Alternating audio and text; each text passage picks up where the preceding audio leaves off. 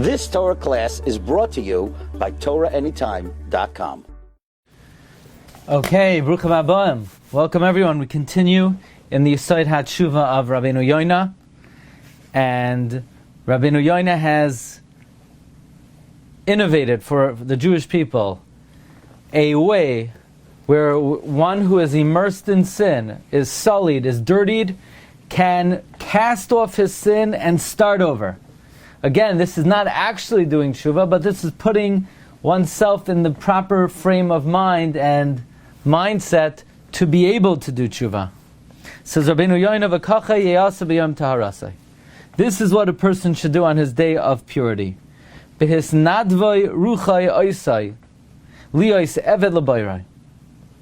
When his spirit generously propels him to be a servant to his Creator. Now this language, when his heart generously propels him, what do you mean his heart generously propels him?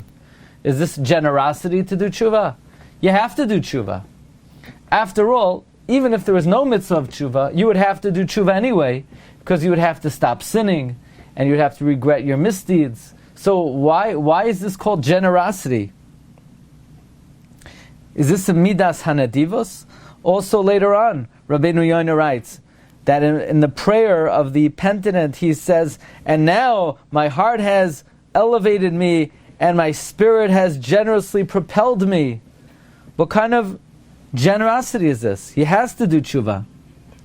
And the kavana is that the truth is, even though he has to do tshuva, nevertheless, even though he's obligated to do tshuva, but in the situation where the person is in, where he's cast off the yoke of heaven, so even though he's still responsible to observe the Torah, in his mind, he already threw it off. He doesn't have to.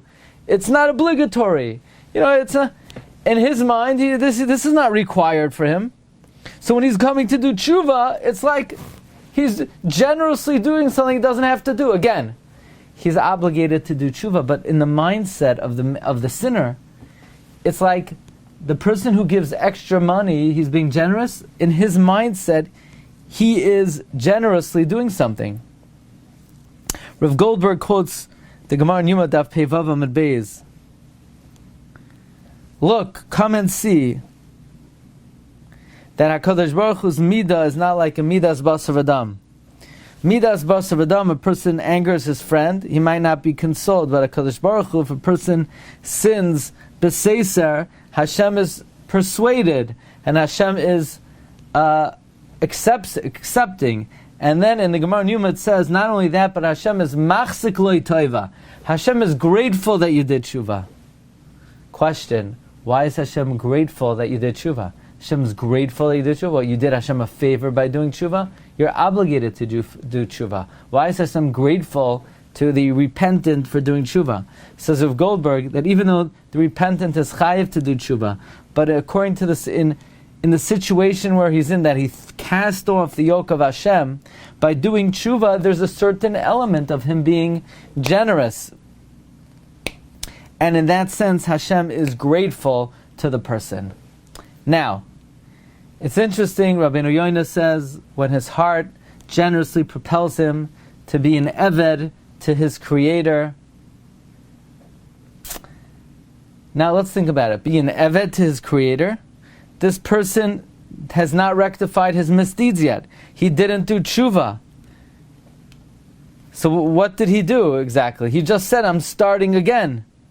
So how is he in any way an eved Hashem? The answer is because right now he's declaring that even though he hasn't rectified his misdeeds, from now on he is primed, ready to start doing the will of God. And this, in fact, is the Iker Avodah on Rosh Hashanah. Interesting, Rav Goldberg says that the main focus on Rosh Hashanah is not confessing, it's not repenting the past. The main Avodah on Rosh Hashanah is to accept upon ourselves the Malchus of Hashem, that we are ready to be Avodim to Hashem. That is step one. So this person, even though he hasn't corrected his misdeeds, he has at least readied himself and declared himself an Eved of Hashem. Now, what does the person say? V'yomer, he says, Ana Hashem Elokei Yisrael. Please God, the Rebbeinu Shalom of Klal Yisrael, Chatasi avisi pashata. I sinned unintentionally, intentionally, rebelliously, uchazois v'chazois asisi, and I did such and such, miyam hayosu adama arayim hazeh, from the day I was born until now. Now this is very interesting. This implies that in the vidui, you have to include chataim that a person did even before they were a gadol.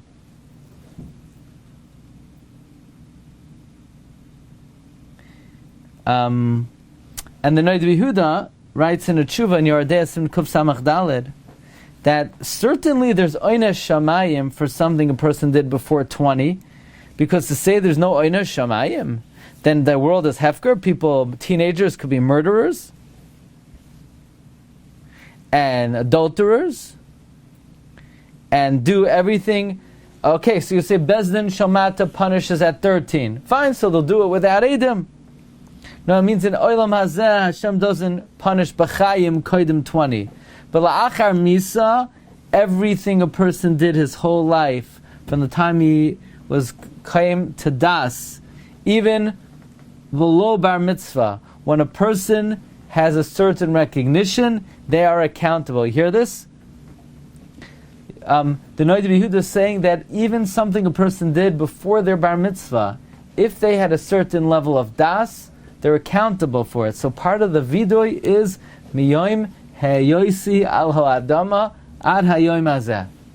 So that's a very frightening idea. Ve'ata nisa'ani libi, and now my heart has carried me. V'nad varuchi oisi, and my spirit has generously propelled me. Lashav eilecha, to return to you be'emes, in truth, v'leiv shalem, and in a wholeheartedly, v'chol lev, v'chol nefesh, v'chol ma'od, with all my heart, with all my soul, and with all my resources. Now, why do we need this expression that my heart has elevated me? Goldberg explains that someone who is immersed in sin, he needs a certain elevated spirit, vayigba liba b'darchei Hashem, to overcome the Yetzer Hara. Interestingly, the Ramban in Parsha Shmini of Goldberg quotes that when Moshe told Aaron, "Come, kravel hamizbech," and Aaron was embarrassed to approach Mizbech. Mizbech was haunting Aaron. Those horns of the Mizbech were haunting him. So Moshe had to tell Aaron, "Hages daitecha, don't be so humble. Be bold." In other words, tshuva requires a certain boldness. And now the Rabbeinu Yonah says, when the person's heart carries him and his spirit generously moves him. So, as we mentioned before, in order to do tshuva, one sort of has to have a feeling like they're generously offering something that they're not required to do. And now we see something amazing, that not only does one who does tshuva, not only does it require a certain generosity of spirit, he's even allowed to say it to HaKadosh Baruch Hu, Ribbana Shalom, I am being generous now. That's a chutzpah, you're being generous? You have to do tshuva. No, because psychologically a person has sort of thrown in the towel and said it's impossible ever to come close, not only is it a generous move on the behalf of the Baal Tshuva, as we said, the Gemara in Yuma says Hashem is machzik lo toiva, Hashem is grateful to the person who does tshuva, but the person could even say, Ribbana Shalom, look, I'm being very generous right now.